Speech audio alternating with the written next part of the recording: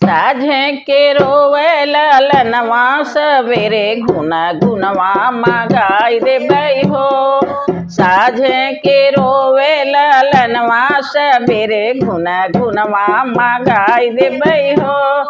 ससुरे में रहती तो सासू से कहती, ससुरे में रहती तो सासू से कहती, मी से कहतल जा गई सवेरे गुना गुनवा मगाई देबै हो।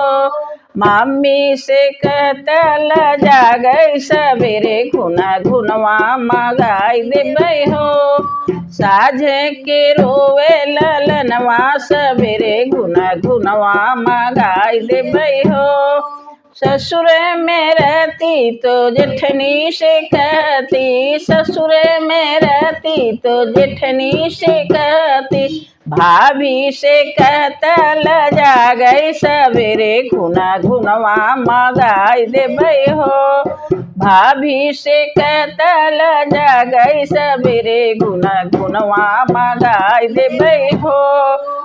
साझे के रोवे ललनवा सवेरे गुना गुनवा मगाई देबै हो।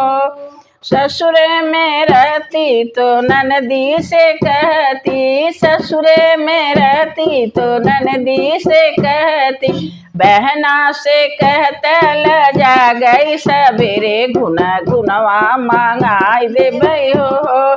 बहना से कहतल जा गई सवेरे गुना गुनवा मगाई देबै हो। काहे के रोवे ललनवा सवेरे गुना गुनवा मगाई देबै हो। साझे के रोवे ललनवा सवेरे गुना गुनवा मगाई देबै हो।